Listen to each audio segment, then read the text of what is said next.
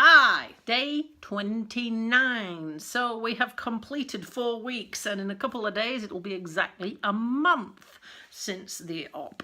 And a couple of interesting things are starting to happen, and it's really easy to miss this. So, for example, walking.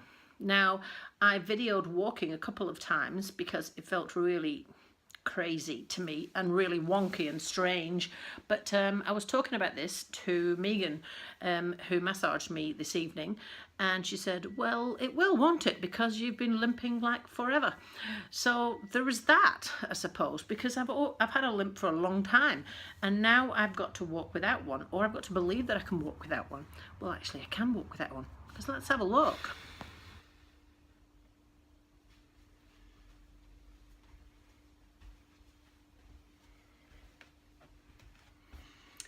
Now, it doesn't feel quite normal, but I think it looks normal.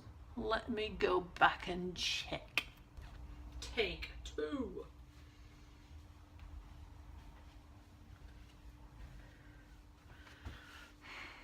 Takes a wee bit of concentration because one leg feels fatter and stiffer than the other leg.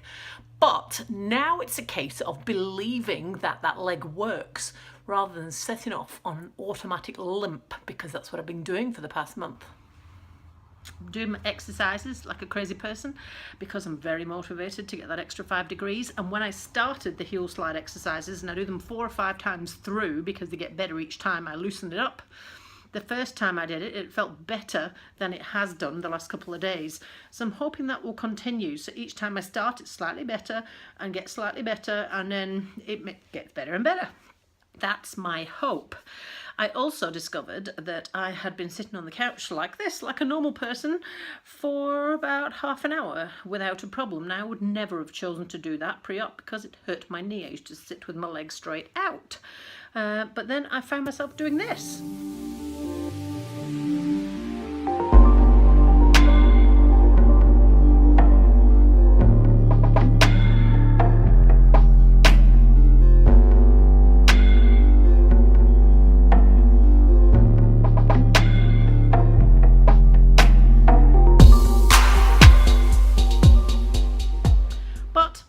One side effect from having your legs straightened out, and that is all your muscles have to work in a different way. So I've started to have a lot of trouble with my calf, and when we problem solved this at my massage today, the load on my leg will be different from the knee down because they've straightened out the knee and realigned the gap, effectively widening the gap between my bones on the inside of my knee, which means the load through my calf will be different to what it has been for a long time, and that equals pain whilst my dear old muscles get used to it.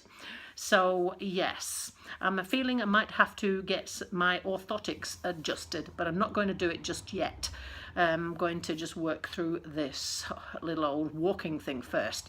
So massage, if you're considering it, definitely recommend it, because she has been working on my lower back, glute, hamstring, and down into my calf today, because the whole leg is loading differently to what it ever has before, because they've straightened it all out, and it really does help. Now, it's usually a difference from massage. Usually you would get pain first before you see some improvement if it's a deep tissue massage, but I've been finding that I've had instant results after having massages after my operation on how well I can walk, and it really has been quite incredible. So I'd highly recommend it if you're in this position and are wondering whether you should. Just make sure your massage therapist is deep tissue massage trained, and I would avoid areas that are swollen or are still bruised. But other than that, you're good to go. So I have to say, for the first time in a little while, I'm feeling a bit more positive, because there's a lot of little small things that I can do that I couldn't do before. There's a lot of things that I used to be able to do that I can't do still, but things are improving. I'm still working on these exercises, and I'm hoping that my new over the shoulder hamstring curl thing will improve my flexion next week. It's certainly working my flipping triceps with tricep dips. I'm having to use both arms because, man, it hurts like a good one. But I am feeling a lot better about everything than I have for a wee while. I can sleep on my side. Turning still hurts a little bit, but what I'm finding now is that I'm not looking for the next 6 hours to end so I can take more painkillers. It's actually not hurting when I'm not using it. It only hurts when I am doing the flexion exercises. It doesn't hurt to stand on it. It's uncomfortable to walk on it, and when I'm sitting here like this talking to you, it doesn't hurt.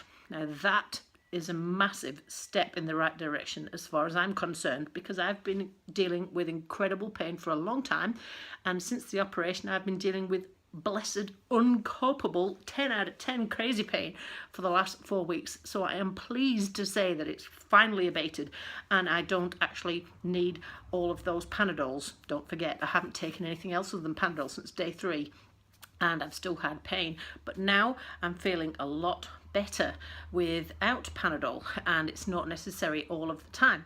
So that is also good news.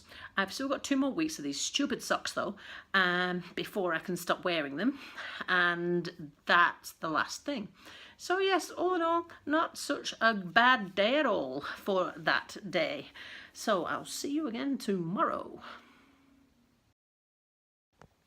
Oh yeah, and one more thing. I'm getting around the house without crutches at all now, so I think it won't be long before I can venture outside without crutch.